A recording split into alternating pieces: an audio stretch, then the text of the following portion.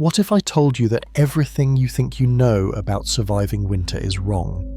That the difference between waking up tomorrow morning and freezing to death tonight came down to one person's choice.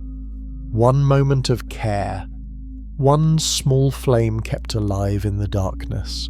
Tonight, we're travelling back 25,000 years to a world that wanted humanity dead, where winter wasn't a season you endured with a thermostat and a cosy blanket.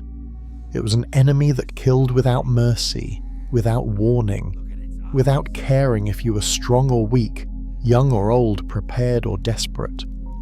Close your eyes and imagine this. You're standing on a frozen plain in what will someday be called France. The horizon stretches endlessly in every direction, white and dead and silent. The temperature hasn't risen above freezing in 4 months. Your family lives in a cave barely large enough to stand in. You have no metal tools, no stored food beyond what you hunted last week, no promise that tomorrow's sun will rise, and tonight, the firekeeper has fallen ill. Before we step into that ancient cold, I want you to do something for me. If you're ready to discover how humans actually survived the impossible, if you want to know the secrets that kept our ancestors alive through winters that should have ended humanity, hit that like button right now. Let me know you're here with me. And subscribe, because what I'm about to share with you will change how you see every warm bed, every heated home, every comfortable night you've ever taken for granted. Now, grab your favorite blanket, dim the lights, maybe turn on a fan for that gentle, steady sound. Get comfortable, because for the next 2 hours, you're going to learn something incredible, something true, something that almost no one talks about. You're going to learn how fragile human survival really was. And here's what might surprise you most. The strategies that kept cavemen alive through the worst winter in human history. You're using them right now, tonight, without even knowing it. But I'm getting ahead of myself. Let's go back. Back to a time when every breath you took could be your last. When warmth wasn't a right, it was a miracle you fought for every single day. This is the true story of how humans survived the Ice Age. And I promise you, it's nothing like what you learned in school. Chapter 1, The Last Night of the Old World. The old woman's hands are shaking, not from age, though she has seen 40 winters, which makes her ancient by the standards of her people. Not from fear, though fear is always present in the cold months. Her hands shake because she knows something the rest of her clan does not yet understand.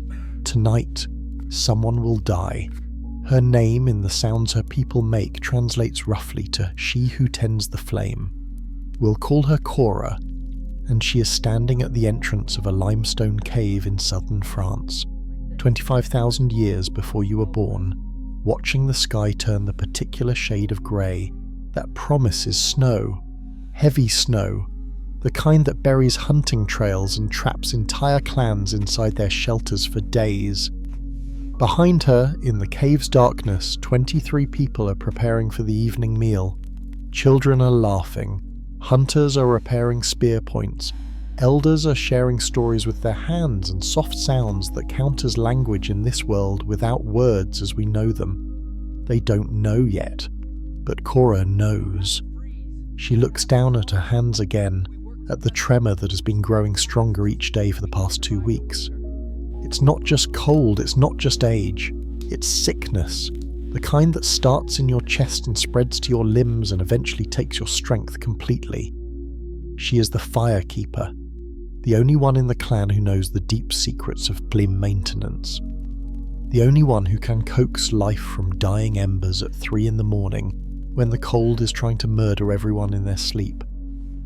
The only one who has memorized the rhythm of feeding fuel every 2 hours through the night without fail. And she is dying. Here's what you need to understand about Paleolithic survival. It wasn't about being the strongest or the fastest or the best hunter. It was about knowledge, specific, precious, irreplaceable knowledge that lived in individual people's minds. When that person died, the knowledge died with them. And if that knowledge was fire-keeping, if it was the difference between warmth and freezing, then everyone died.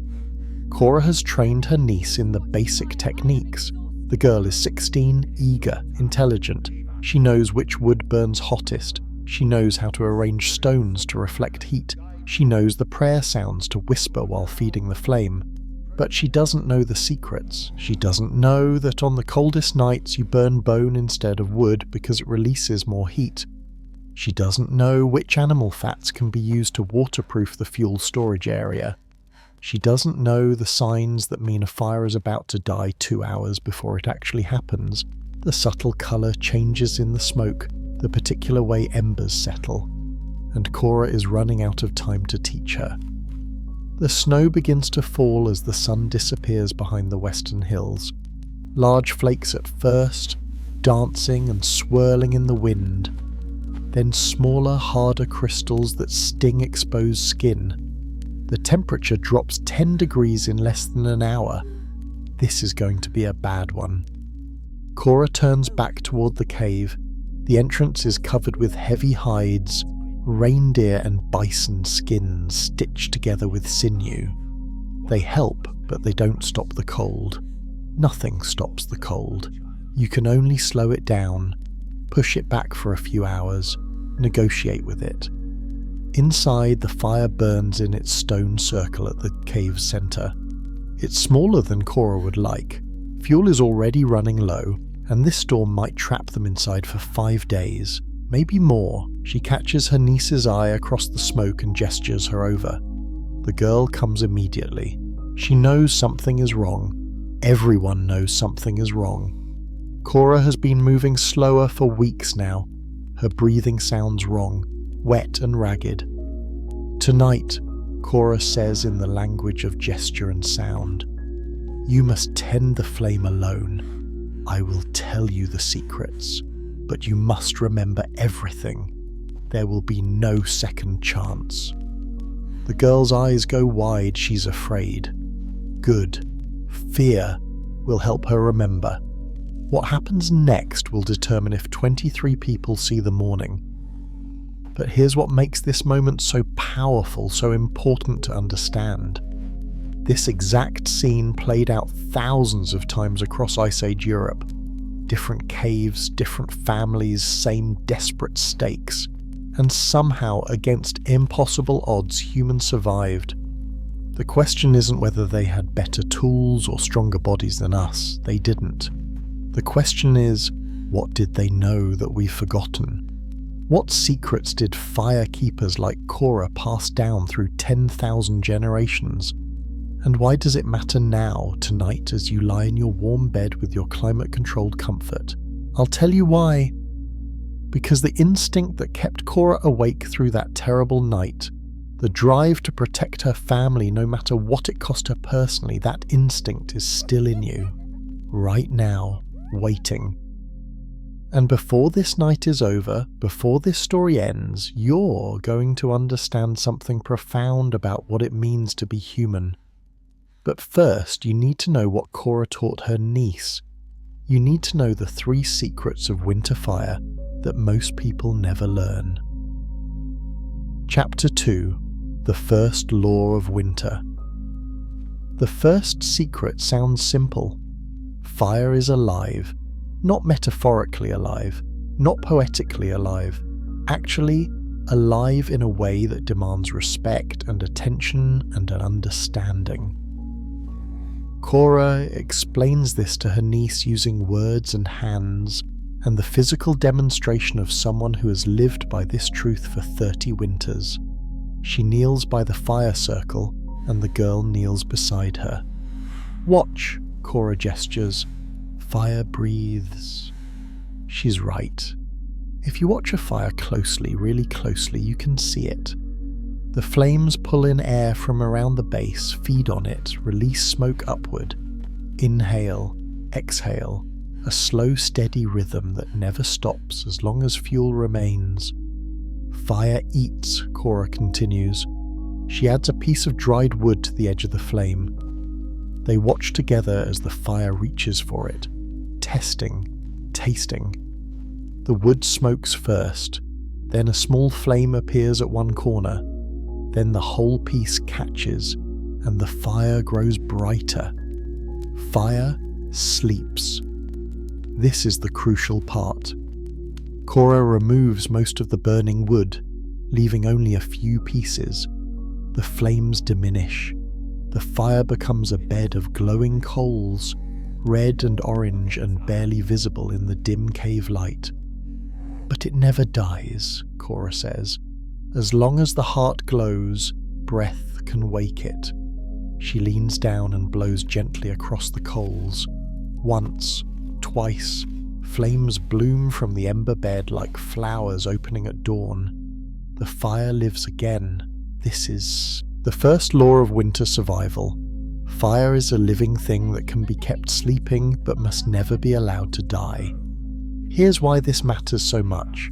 Creating fire from nothing in winter conditions is incredibly difficult. Maybe impossible if everything is wet from snow and ice.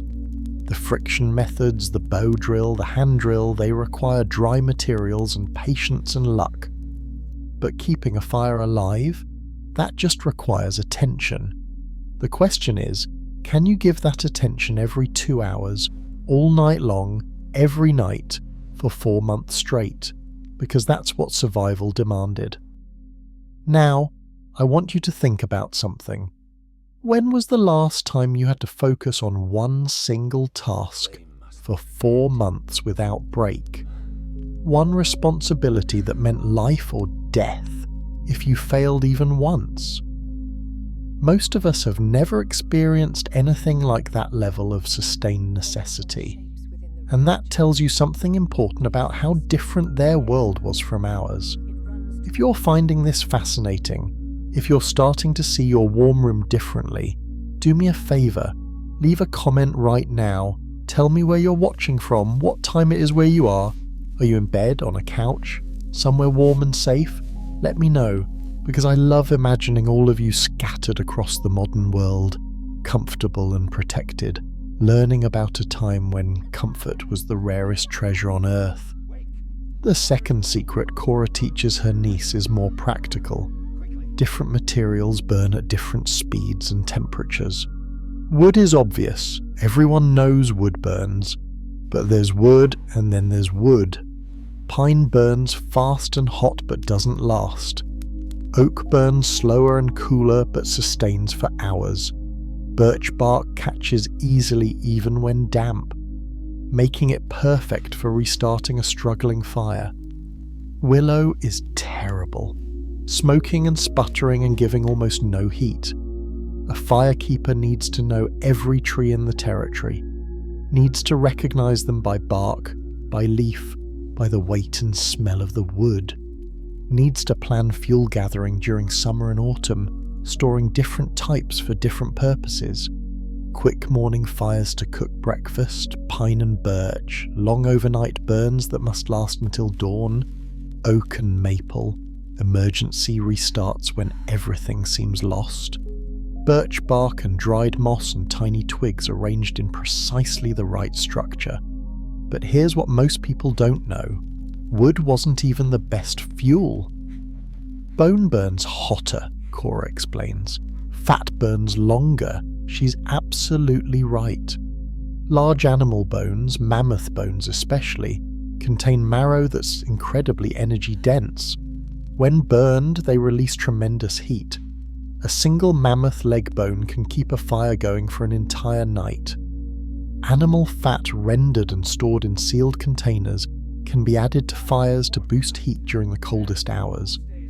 A handful of fat thrown onto coals creates instant intense warmth that can save frostbitten fingers or help a hypothermic child. But there's a dark side to this knowledge. A moral complexity that Cora doesn't say out loud, but that her niece will eventually understand.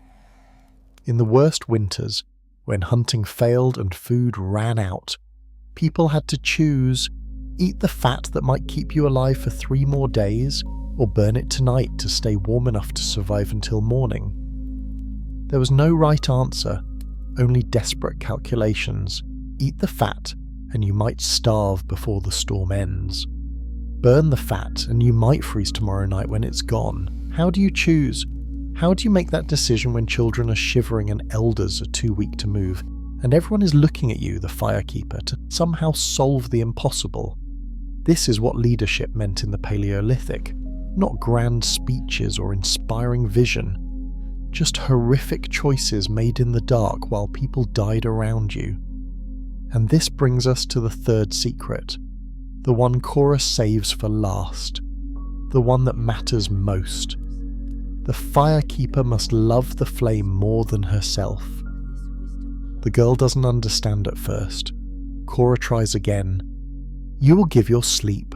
You will give your warmth, sitting up to tend the fire while others sleep close to it. You will give your food, eating less, so fuel gatherers have strength. You will give your comfort, your health, your future. And one day, Cora says, her voice barely a whisper now, you will give your life, 'cause that is what the fire demands. That is what survival costs. The girl is crying now. She understands what her aunt is telling her, that this role, this responsibility, it doesn't end. It never ends. It consumes you slowly, year by year, until there's nothing left but ash and memory. But here's the thing that Cora doesn't say, the thing that maybe she doesn't even fully realize herself. That sacrifice, that willingness to give everything for others, that's what made us human. That's what separated us from every other species fighting to survive the Ice Age. Neanderthals had fire, so did other human species. But we had something extra, something that can't be measured in bone structure or tool technology. We had people like Cora who would burn themselves up to keep others warm, and that made all the difference. Chapter 3: The Woman Who Never Slept. 3 years pass.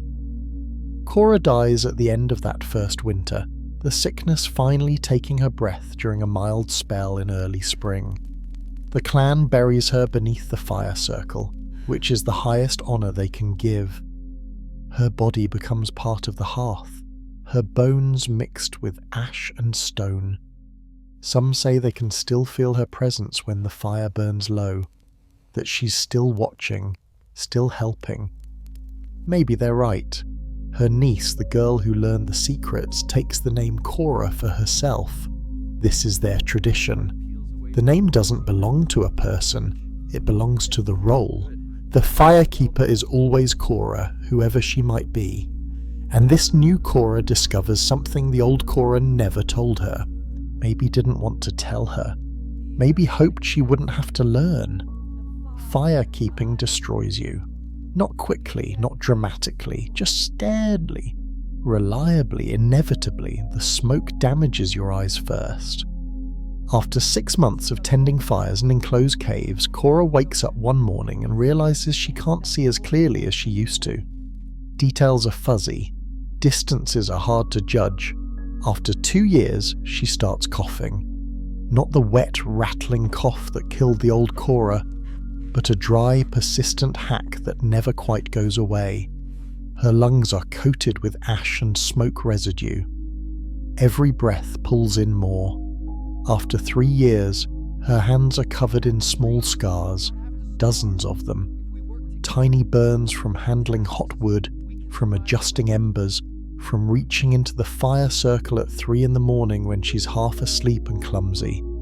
Her back hurts constantly from sleeping in short bursts, never getting the deep rest that heals muscles and joints. Her fingers are stiff in the morning.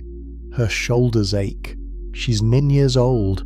By modern standards, she should be in college, planning her future, dating, figuring out who she wants to be.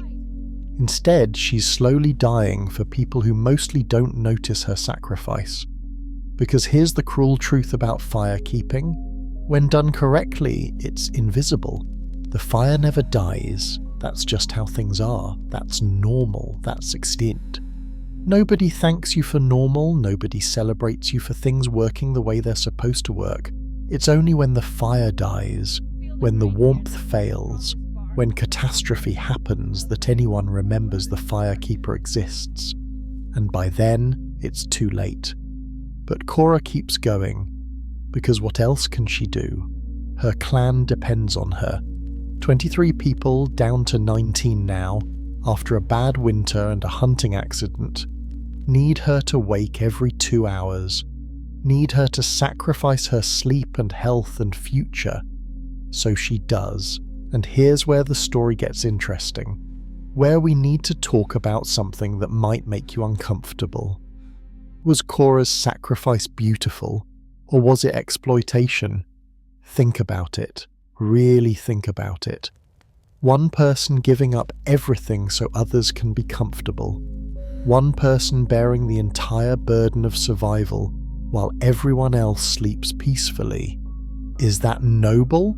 Or is it just a system that extracts maximum value from whoever is most willing to be exploited? Modern archaeology has found something disturbing in Paleolithic remains. In caves across Europe, researchers have identified skeletons that show evidence of severe smoke exposure. Damaged lungs, thickened bones in the nasal cavity, eye sockets that suggest chronic inflammation. These people lived in smoke, breathed it, died from it, and they were disproportionately female, not exclusively. Some male skeletons show the same damage. But the majority of severe smoke exposure cases are women and girls. Why? The traditional explanation is that women tended fires while men hunted. Simple division of labour, nothing sinister. But some researchers are now asking harder questions. Was this division equal, or was it a hierarchy that privileged some bodies over others? Did male hunters get to sit close to the fire, recovering from their dangerous work, while female firekeepers sat in the smoke zone enduring constant exposure? Did the people who controlled food distribution, mostly men returning from hunts, also control access to warmth? Was Cora's sacrifice truly voluntary? Or was it just the only option available to her in a society that valued her life less than others? These are controversial questions. They challenge the romantic narrative we like to tell about prehistoric equality, about noble savages living in harmony. But the bones don't lie, and the bones say some people suffered more than others. If this is making you think, if you're feeling that uncomfortable tension between admiring Cora's dedication and questioning the system that demanded it, hit that like button. Let me know you're engaging with these hard questions, because this is where history gets real, where the past stops being a comfortable story and becomes a mirror that shows us truths we might not want to see. Cora doesn't think about these questions. She doesn't have the language or framework to analyze her own exploitation. She just knows she's tired. So tired. But she also knows something else. Something that keeps her going through the worst nights. She knows she's good at this. She knows that under her care, the fire has never died. Not once in 3 years. That's rare. Other clans tell stories of fires going out, of people dying, of desperate attempts to restart flames in sub-zero conditions. But Cora's fire lives. Always. And that means something. Maybe not everything, maybe not enough to justify what it costs her, but something. One night during her 4th winter as firekeeper, something happens that will change everything. A hunter returns to camp with a story. He's been ranging far to the south, following mammoth tracks, and he's discovered something strange. Another clan, larger than theirs, maybe 40 people. And they have 2 firekeepers, 2 women who share the responsibility, splitting the night watches, each getting full sleep every other night. The hunter tells this casually like it's just an interesting detail, but Cora hears it differently. She hears it as a revelation. It doesn't have to be like this. The burden doesn't have to belong to one person alone. Sharing is possible. But when she suggests this to her clan's elders, they resist. This is how things have always been done, they say. One firekeeper. That's the tradition. That's what works. But I'm dying, Cora wants to scream. Can't you see I'm dying? She doesn't scream it. She's too well trained in obedience, too conditioned to sacrifice, so she keeps tending the flame alone, keeps waking every 2 hours, keeps destroying herself for people who won't even consider a simple change that might save her. And this, right here, this is the moment that defines human history. Not the invention of beer, not the development of tools or language or art, but this moment. When one person realizes the system is broken and could be fixed, and the people in power refuse to change it. This moment has happened 1 billion times across human history, in 1 billion different contexts with 1 billion different details. But it's always the same moment, always the same question. Do we protect tradition, or do we protect people? And tragically, horrifically, predictably, tradition usually wins. Cora keeps tending the fire, alone. Until one night during the worst cold snap in living memory, she simply can't wake up. Her body, pushed past every reasonable limit, just stops responding to the internal alarm that's pulled her from sleep every 2 hours for 4 years straight. She sleeps through her scheduled wake-up. The fire burns lower. The clan, trusting in her reliability, doesn't notice until it's almost too late. A child's cry wakes them. "It's cold, Mama, I'm so cold." Everyone jolts awake at once. The fire is down to bare embers, minutes from death, and Cora is still sleeping, her breathing shallow, her face grey. What happens next will determine if anyone survives until morning. Chapter 4. The Choice. No one speaks about.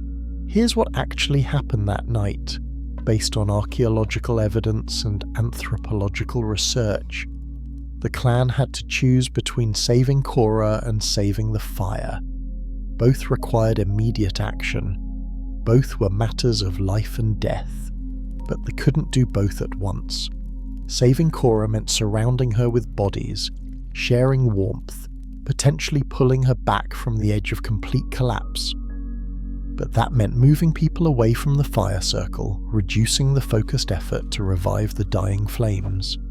Saving the fire meant all hands working on ember revival, finding the best remaining coals, building the perfect tinder structure, blowing steadily and carefully to coax life from near death. But that meant leaving Cora alone in her medical crisis. They chose the fire.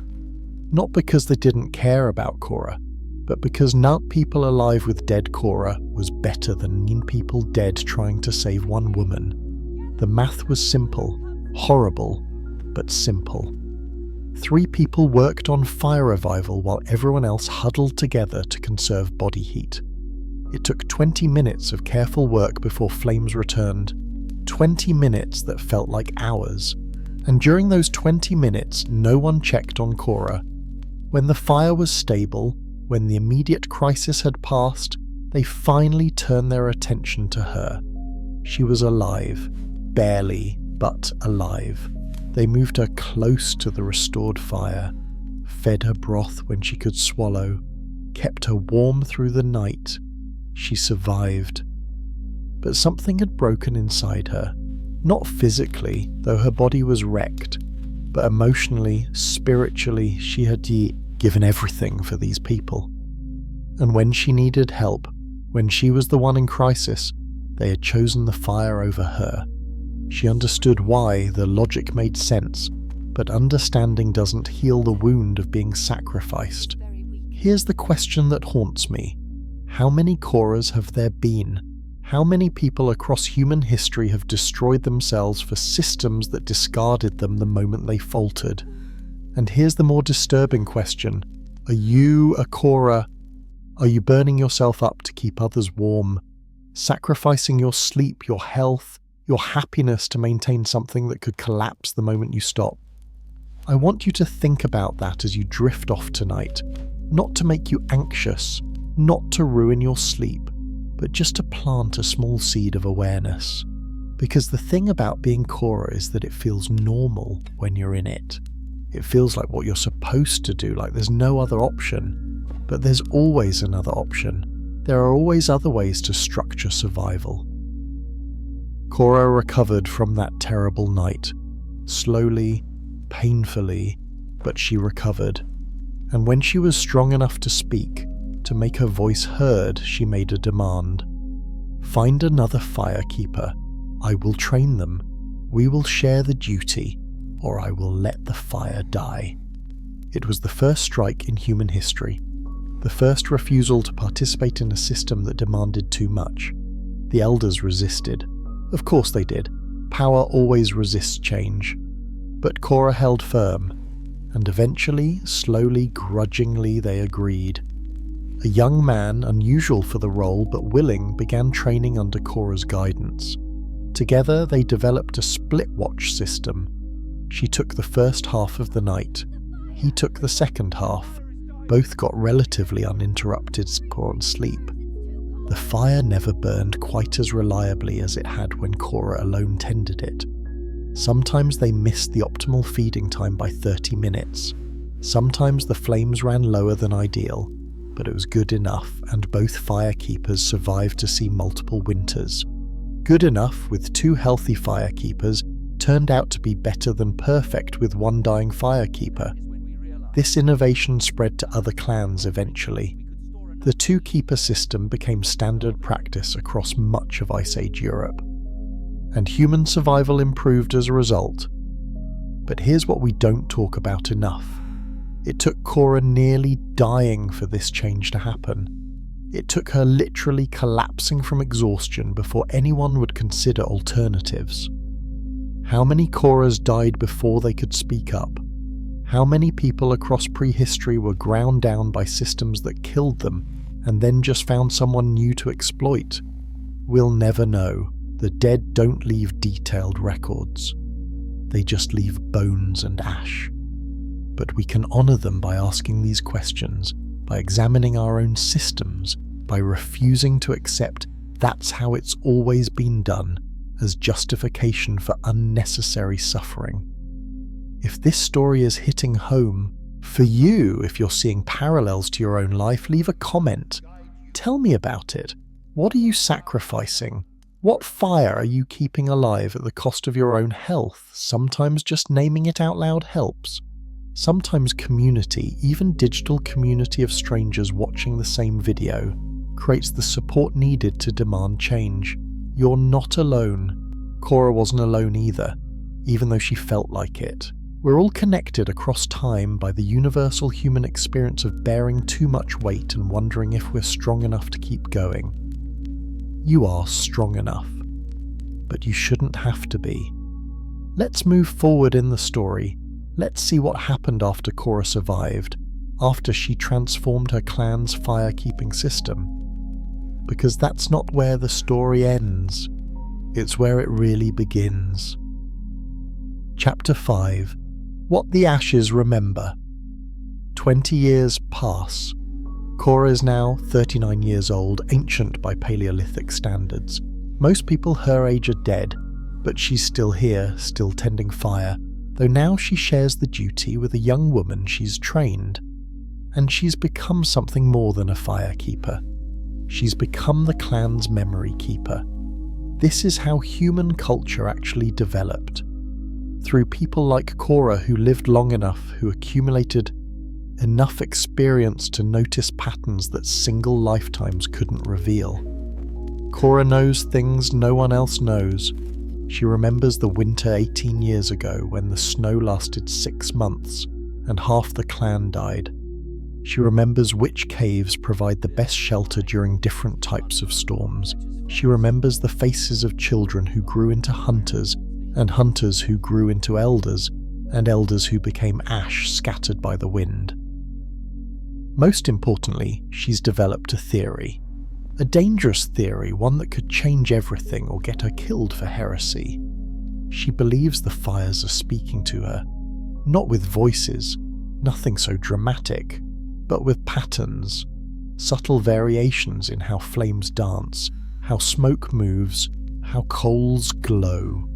She's noticed that before major weather changes, fires behave differently. The smoke swirls in unusual patterns. The flames pull air more aggressively or release it more gently.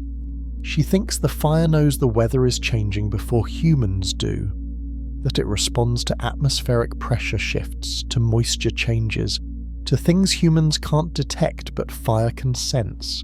If she's right, if she can learn to read these fire signals, her clan could prepare for storms before they hit, could secure extra fuel, could seal shelter openings more thoroughly, could save lives.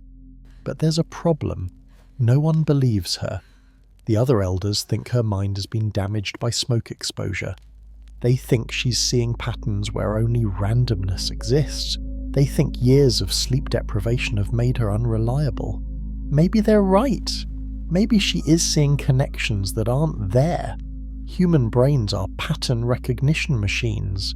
We see faces in clouds, animals in stars, meaning in randomness. But maybe she's right. Maybe the fire really does know things.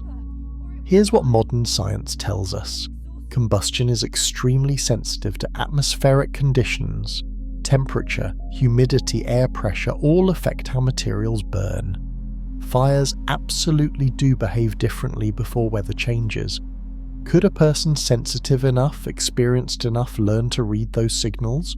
Could someone like Cora, who has spent 20 years watching flames every single night, develop an intuitive understanding that modern people with our instruments and forecasts would never need? We'll never know for certain, but archaeological evidence suggests that some Paleolithic clans had unnaturally good luck avoiding the worst storms. They seem to know when to stay in shelter, when to venture out. Skill? Luck? Or something else? Something like fire wisdom passed down from keepers who watched flames for thousands of hours and learned to hear what the fire was saying? Cora starts teaching her apprentice this weather reading technique. She doesn't tell the elders. She doesn't ask permission. She just passes on the knowledge quietly, one firekeeper to another. Watch the smoke on calm nights, she explains. If it rises straight and steady, the weather will hold. If it swirls and eddies with no wind to disturb it, change is coming.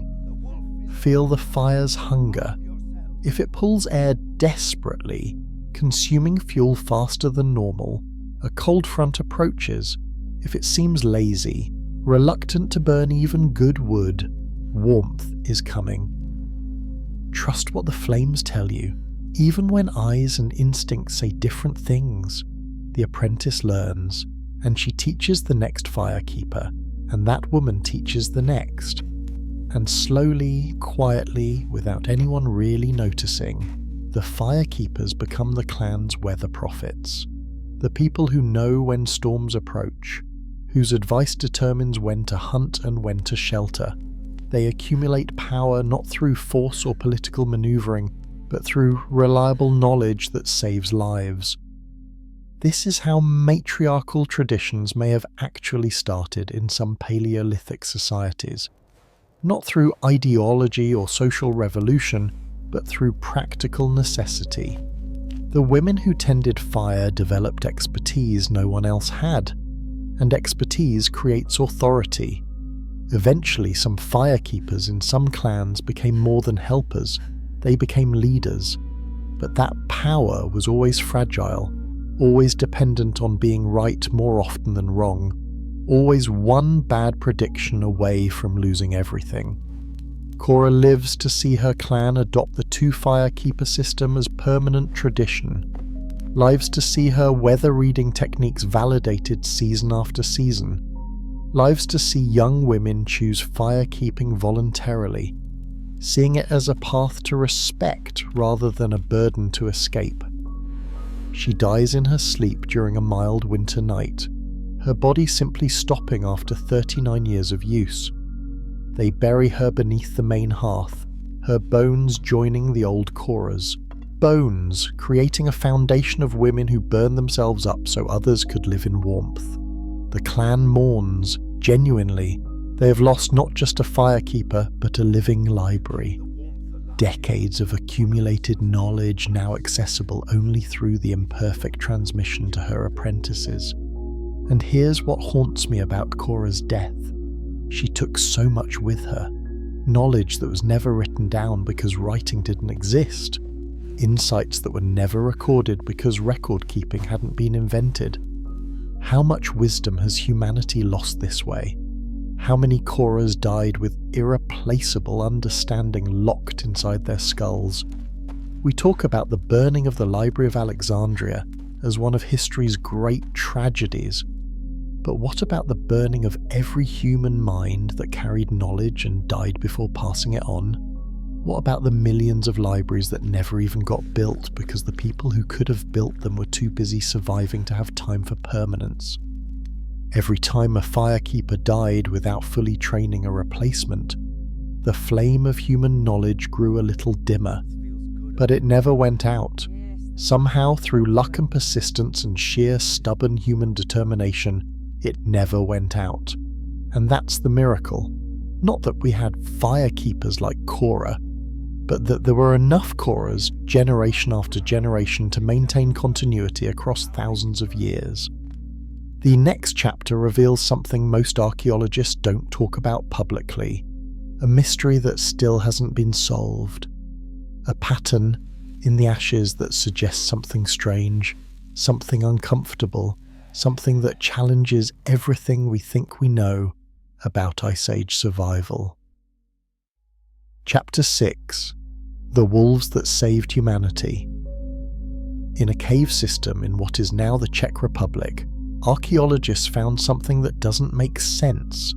Wolf bones, dozens of them, buried carefully alongside human remains in what appears to be a cemetery dating back 27,000 years. These wolves weren't eaten. The bones show no cut marks, no evidence of butchery. They weren't killed as threats. The skulls are intact, showing no signs of defensive violence. They were buried with care, with intention, almost with love. One skeleton, a large male wolf estimated at 40 pounds, was positioned curled up next to a human child. Both died at the same time, possibly in the same catastrophic event, perhaps a cave collapse or sudden winter storm. They were buried together. The wolf's body wrapped protectively around the child's, as if even in death trying to keep the small human warm. What was happening here? What relationship existed between Ice Age humans and wolves that resulted in shared burial rites? The traditional story of dog domestication goes like this.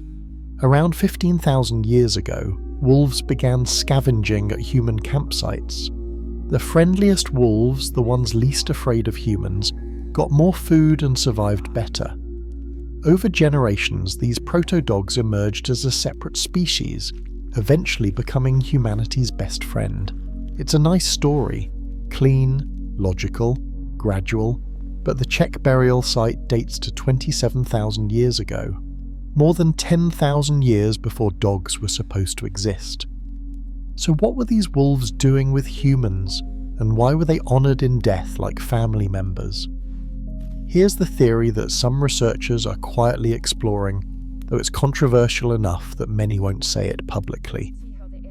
During the worst Ice Age winters, humans and wolves formed survival alliances, not domestication, not pets, but temporary partnerships born from desperate need. Think about it. Wolves are warm-blooded mammals with thick fur. A sleeping wolf generates significant heat. In a freezing cave, that heat is valuable beyond measure. Wolves also have senses humans lack. They can smell predators approaching from hundreds of meters away, can hear the subtle sounds of cave lion movement that human ears would miss. In a dangerous world, that early warning system could mean the difference between life and death. What do humans offer in return? Fire, protection from other predators, occasionally surplus food from successful hunts. The alliance makes sense. Cold, desperate humans invite cold, desperate wolves into their shelters. Both species benefit. Both survival rates improve. But here's where it gets darker. Here's the part no one wants to talk about. What happened when food ran out? When the alliance became a liability rather than an asset? The bones tell a disturbing story. Some of the wolf skeletons at these burial sites show evidence of starvation. Others show signs of having been weakened by disease or injury before death. These weren't healthy, strong animals. They were vulnerable wolves who couldn't survive on their own. Old wolves, sick wolves, wolves who had nowhere else to go, and humans kept them alive, fed them from their own meagre supplies, shared warmth even when warmth was scarce. Why? Why would starving humans feed starving wolves? Maybe companionship. Maybe the warmth was worth the cost. Maybe the early warning system saved enough lives to justify the food investment. Or maybe something else. Something we don't like to think about, but which makes horrible practical sense. Maybe they were emergency food supplies. Keep the wolf alive through the worst of winter. If spring comes and hunting improves, everyone survives. But if spring doesn't come, if food runs out completely, the wolf provides one last meal that might keep the humans alive a few more days. It's brutal, it's disturbing, but it might be true. Some wolf skeletons at human sites do show butchery marks. Not many, but some. And there are always wolves who died during the coldest months, during periods that align with known famine conditions. Did humans love these wolves and then eat them when no other option remained? Did they mourn even as they carved meat from bone? The burial practices suggest yes, that even wolves who were eventually eaten were honoured in death, that humans felt genuine grief for the animals who had shared their caves and their warmth. This is the complexity of survival, the moral ambiguity that academic history usually sanitizes away. Humans and wolves formed bonds during the Ice Age, real bonds based on mutual need and what might have genuinely been affection. But those bonds didn't prevent humans from making terrible choices when survival demanded it.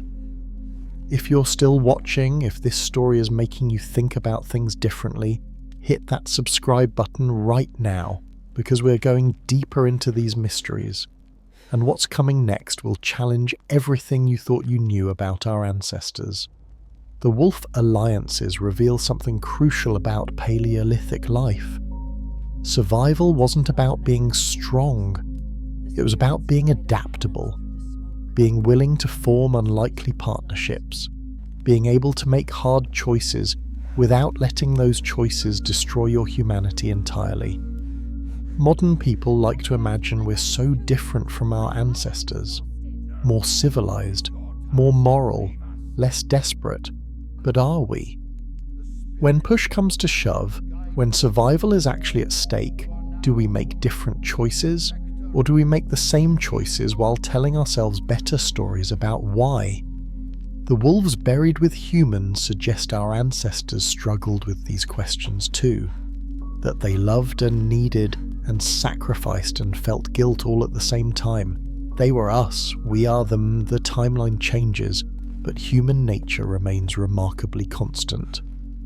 One burial site in France contains what might be the most heartbreaking evidence of all.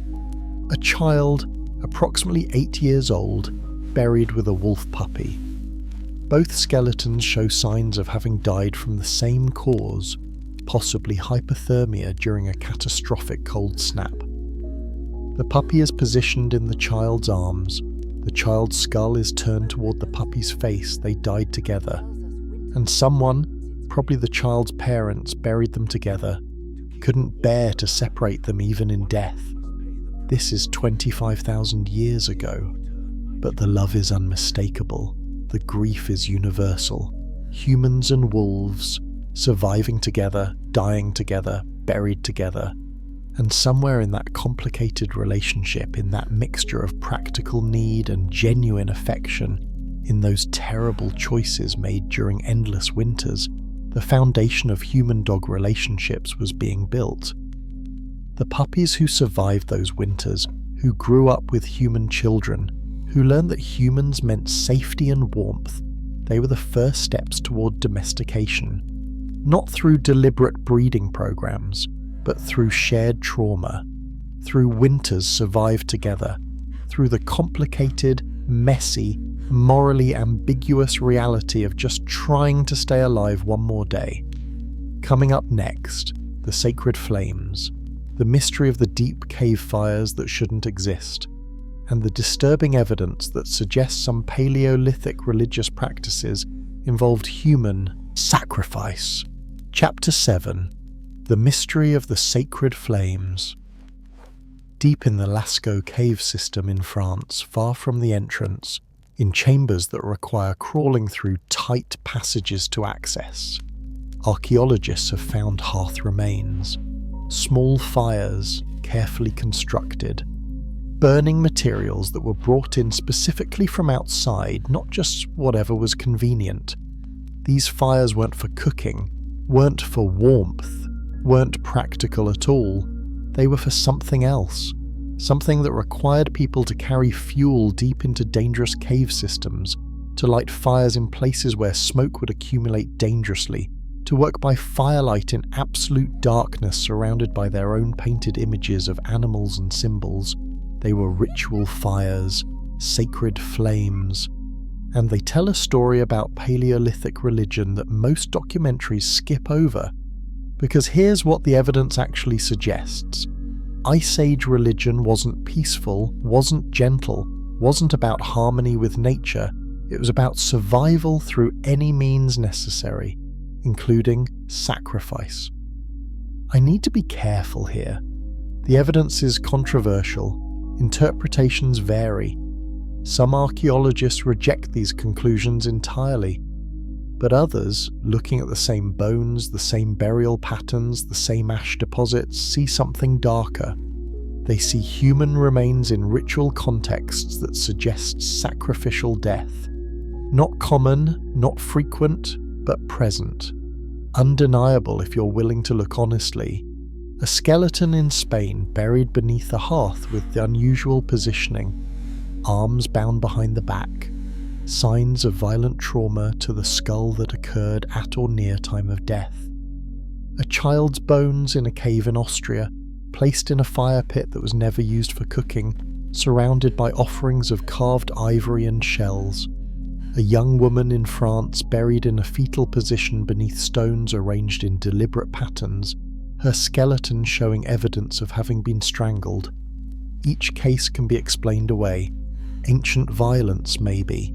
Unusual burial practices that had nothing to do with religion. Coincidence. But taken together, across multiple sites, across thousands of years, a pattern emerges. Sometimes when winters were worst, when food was gone, when the clan was dying, someone was chosen. Offered to the fire, to the spirits, to whatever forces Paleolithic people believed controlled their fate. We don't know how these individuals were chosen. Were they volunteers? Were they selected by random chance? Were they outcasts or criminals already condemned? Or, and this is the most disturbing possibility, were they simply the weakest? The ones who would die soon anyway from cold or hunger? One interpretation of the evidence suggests that sacrificial victims were often already sick or injured, that the sacrifice was a way of making meaning from an inevitable death, of transforming tragedy into ceremony. You're dying anyway. Let your death serve the clan. Let your spirit carry our prayers to the powers beyond. It's horrible, but it might have felt less horrible to people who watched others die slowly from cold and starvation every winter. At least sacrifice offered purpose, offered hope that the death might mean something. If you're uncomfortable right now, good, you should be. This is the part of human history we don't like to think about. We prefer stories about noble savages living in harmony, about prehistoric cooperation and egalitarian societies. But the bones tell a different story. Humans have always been capable of terrible things when desperate, have always been able to justify cruelty through religious belief. The sacred fires deep in cave systems mark places where these rituals happened, where shamans or priests or whoever filled those roles led frightened people through ceremonies designed to bargain with winter itself. Take this life, spare the rest of us. Let spring come, please. Did it work? Of course not. Weather patterns don't respond to human sacrifice. The cold didn't care how many people died. But belief is powerful. If the clan believed the sacrifice would help, if they felt they had done everything possible to survive, they might find the psychological strength to endure a few more weeks. And sometimes a few more weeks was enough. Sometimes spring did come, sometimes the sacrifice appeared to work, and the ritual would be remembered, reinforced, passed down as proven wisdom.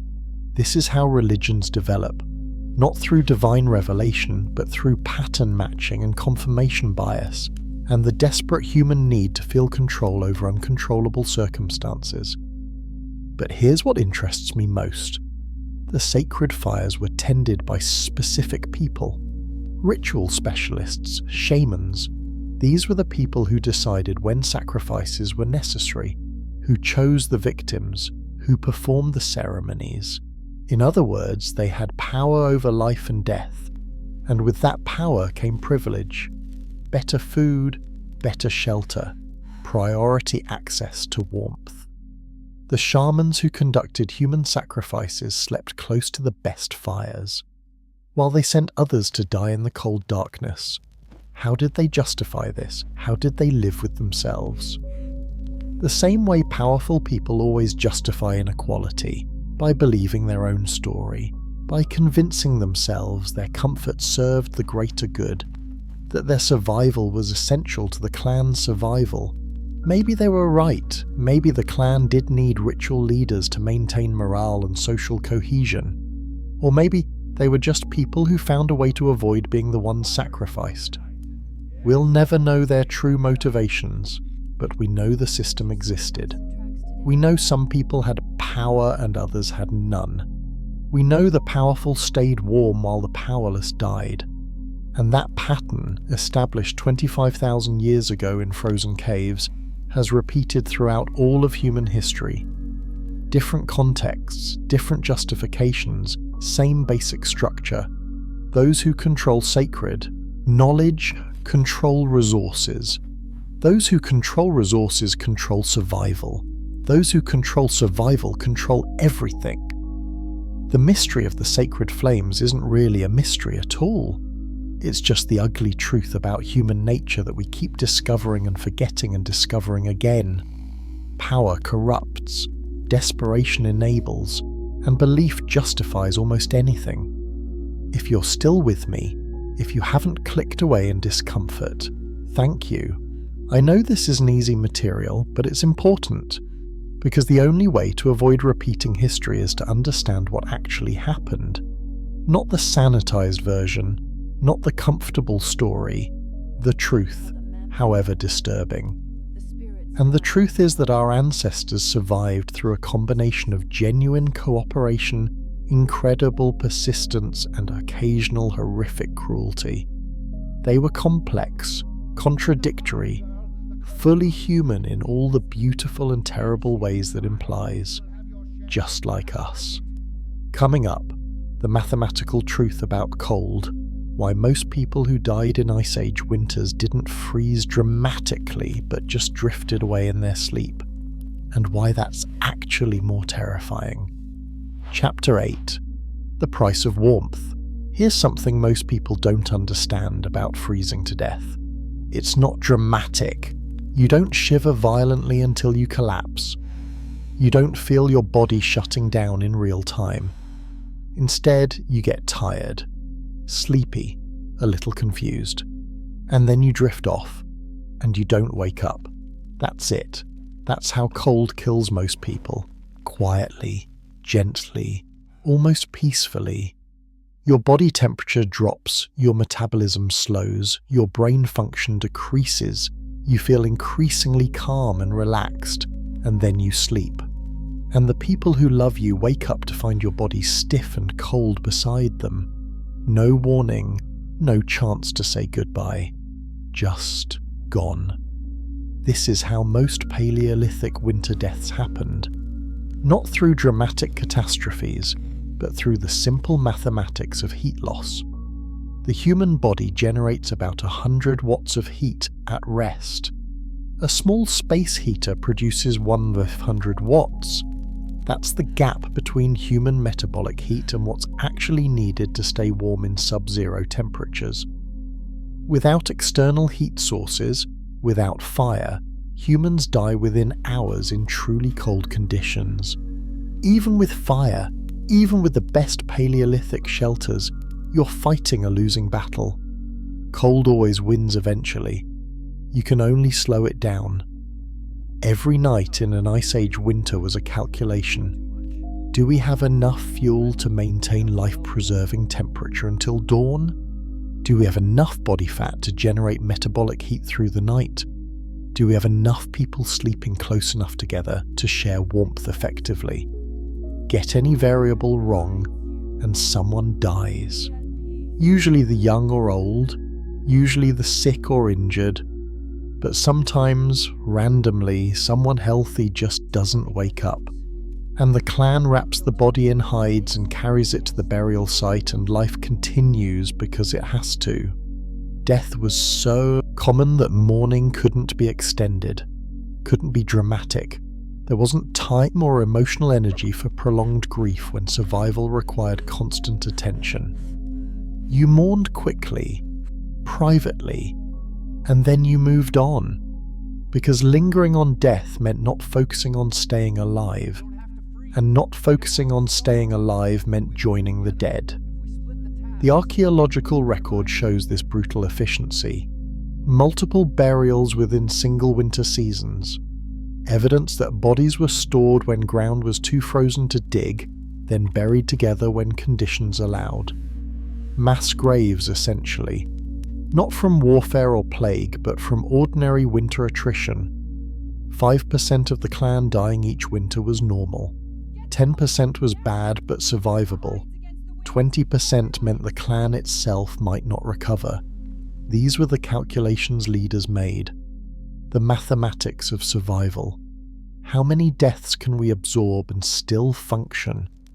At what point do we need to merge with another clan to maintain viable numbers? If you're feeling grateful right now for your warm bed, for your lack of immediate death threat, you're getting it. Leave a comment and let me know what you're feeling, because this stuff is heavy, and sometimes sharing the weight helps. The price of warmth in the Paleolithic wasn't just physical, it was psychological, emotional, spiritual. Living with constant death, constant loss, constant fear, it changes you. Some people became harder, colder, stopped forming deep attachments because attachments led to pain when people inevitably died. Others went the opposite direction, clung desperately to connection, loved fiercely because they knew love was temporary. And some people just broke, couldn't handle it, stopped participating, sat in corners staring at nothing, waiting to die. We have evidence of this. Skeletons that show no signs of physical trauma or disease, but which are buried in ways that suggest social isolation before death. People who gave up, who couldn't keep fighting, who let the cold take them. There's no judgment here. How do you maintain hope when everyone you love eventually freezes to death? When warmth is a temporary luxury you constantly lose? The answer is you often don't. Many people simply endured until they couldn't anymore. But enough people kept going. Enough people found reasons to maintain fire through one more night. Enough people chose survival over surrender. And that's how humanity made it through. Not through universal courage or constant hope, but through just enough people, just barely enough, refusing to quit. The firekeepers like Cora, the hunters who went out in dangerous conditions because the clan needed food, the mothers who held their children through long nights, sharing body heat, whispering comfort, the elders who told stories to maintain morale, the shamans who performed rituals that gave people something to believe in, all of them contributing their piece to collective survival, all of them paying the price of warmth in different ways. And here's what I want you to understand: you're alive because they paid that price, because they chose survival when surrender would have been easier. Every ancestor you have stretching back 25,000 years and beyond survived long enough to reproduce, long enough to pass forward their genes and at least some of their knowledge. You carry their persistence in your DNA. Their refusal to quit lives in you. On nights when you're tired, when life feels overwhelming, when you want to give up, remember, you come from people who survived impossible winters, who kept fires burning through the darkest nights, who endured losses that would destroy most modern people. That strength is in you. That capacity is your inheritance. You don't have to use it. Your life is easier than theirs in almost every way, but it's there if you need it. Waiting, ready, the price of warmth paid by countless ancestors bought you this moment, this comfort, this safety. You didn't earn it. You were given it. But maybe that's okay. Maybe the gift is enough. Maybe just being here, being warm, being alive, maybe that honors their sacrifice more than anything else you could do. Chapter 9. Footprints in Time. In a cave in southern France called Grotte Chauvet, archaeologists found something that stops you cold. Footprints, a child's footprints, pressed into clay that was soft 30,000 years ago, and then hardened and was eventually buried under sediment that preserved them perfectly. You can see the individual toes, the arch of the foot, the slight drag mark where the child's heel pushed off. They're walking footprints, steady, confident, a child who knew this space well, who had walked this path hundreds of times. The footprints lead from the cave entrance toward the back, toward where a hearth would have burned. A child walking home, walking toward warmth, walking toward family, 30,000 years ago. When archaeologists published these findings, they included scientific analysis, measurements, discussion of preservation conditions, but they also included something unusual for academic papers: a photograph of one researcher kneeling beside the footprints with tears on their face.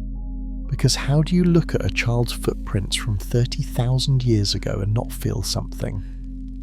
That child had a name, had parents who loved them, had friends they played with, had dreams and fears and favourite foods. We'll never know any of those details. The child's entire existence has been reduced to a few pressed impressions in clay. But they were real. They were here. They walked this path on a cold evening 300 centuries ago, and they're walked out of history entirely, except for these footprints, these soul-perfect, heartbreaking footprints. Here's what gets me. That child was probably walking toward fire, toward the warmth and safety that fire represented. They didn't know they were walking into immortality, didn't know their footprints would outlast their entire civilization. They were just cold, just wanted to get inside, just another ordinary moment in an ordinary life. And now we're looking at those footprints across an impossible gulf of time, feeling connection to someone we can never know. This is why I tell these stories, why I spend hours researching Ice Age survival and firekeeping and the small details of daily life. Because these people deserve to be remembered, deserve to be more than anonymous statistics in prehistory textbooks. They lived, they loved, they suffered and hoped and tried to survive, just like us. The footprints remind us that every piece of archaeological evidence represents a real person, a life that mattered. The ash layers we've been discussing, those are meal remains, family dinners, gatherings around the fire where stories were told and relationships were built. The stone tools, those were made by skilled hands that also held children and prepared food and gestured during conversations. The bones, those were people, complex, fully human people with internal lives as rich as yours or mine.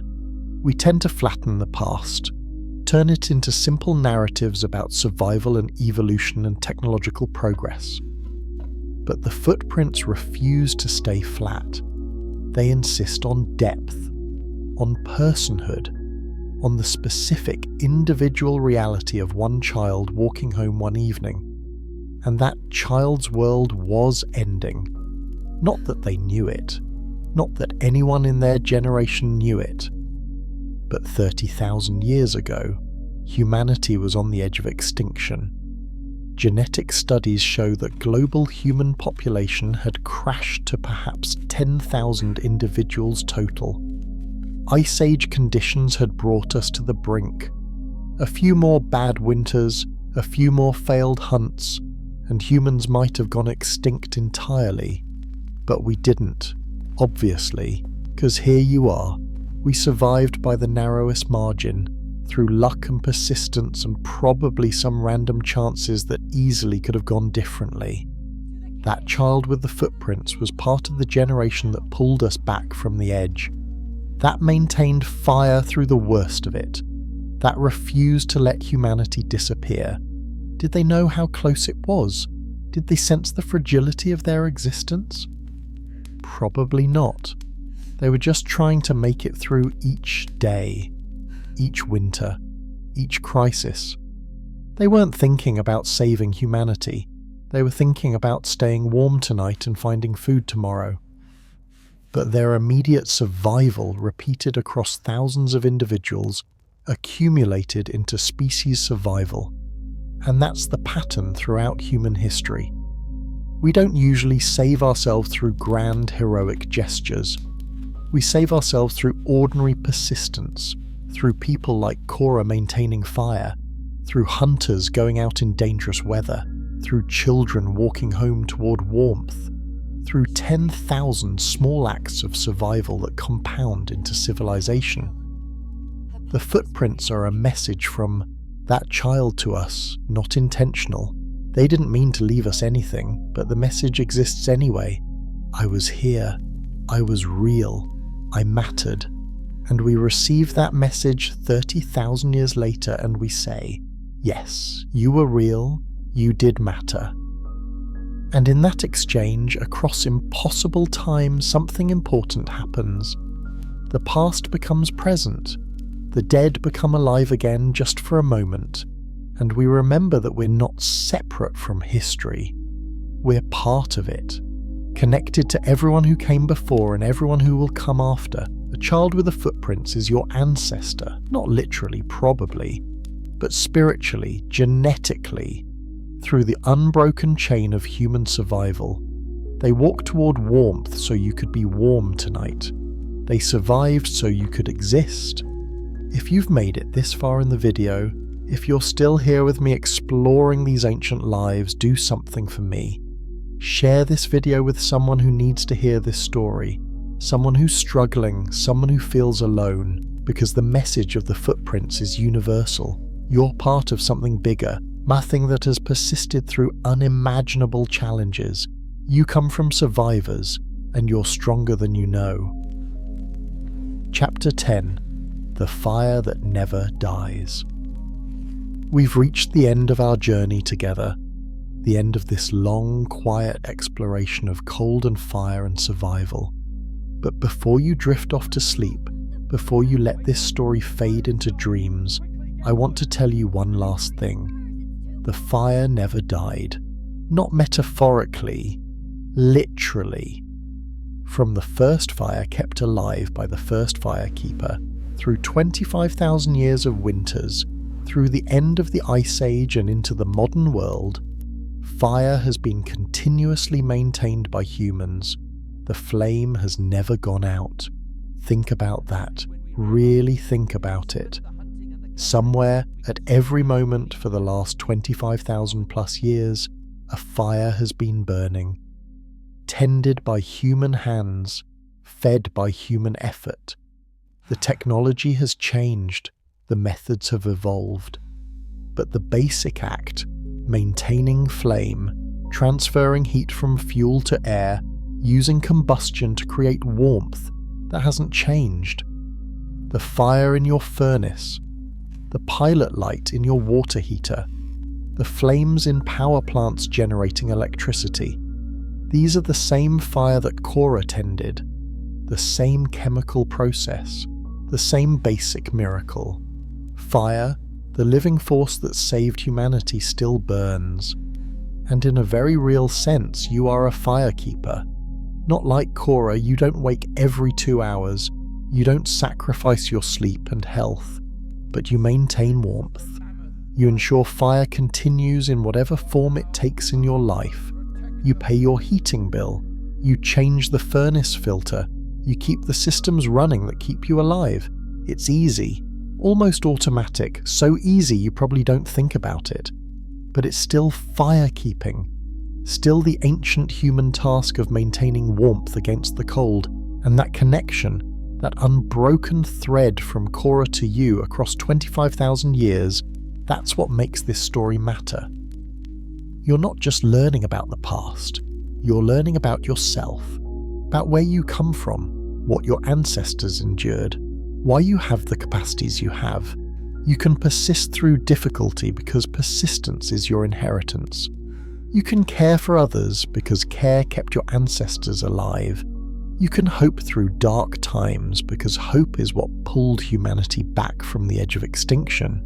These aren't abstract qualities, they're genetic memory, evolutionary advantages, the traits that survive because they worked, and they live in you, waiting to be accessed when needed. Tonight, as you drift towards sleep, as your breathing slows and your body relaxes, remember, you are warm because someone cared. Not just modern heating systems, but thousands of years of someone caring enough to keep the flame alive. Cora waking at 3 a.m. to feed dying embers. Hunters going out in dangerous cold to bring back fuel. Mothers holding children through freezing nights. Elders sharing the wisdom that kept clans alive. All of them contributing their piece to the chain of care that extends from the deep past to your warm bed tonight. You didn't earn this warmth. You inherited it, but maybe that's enough. Maybe just receiving the gift, acknowledging it, honoring the people who gave it, maybe that's all that's required. Sleep well tonight. You've earned your rest. Not through Ice Age survival, but through whatever challenges you face in your own life. Through the modern equivalents of firekeeping, whatever that means for you. Through persistence and care and hope, even when those things are difficult. You're doing better than you think, you're stronger than you know, and the people who came before you, the ones who survived impossible winters, they would be proud. Proud that their effort led to you, that their survival made your life possible, proud that the fire still burns. The last thing I want to say before you sleep, thank you for being here, for listening to these stories, for caring about people you'll never meet who lived and died thousands of years before you were born. That caring, that attention to human connection across impossible time, that's firekeeping too. That's maintaining the warmth of memory, of honouring sacrifice, of refusing to let the past be forgotten. So thank you for keeping the flame alive in your own way. Now rest, let the story fade, let sleep come. You're safe, you're warm, and tomorrow when you wake the fire will still be burning. It always has been, it always will be, because somewhere, always, someone cares enough to keep it alive. Just like Cora, just like your ancestors, just like you. Sleep well, my friend, the fire continues. the warmth persists, and morning as always will come.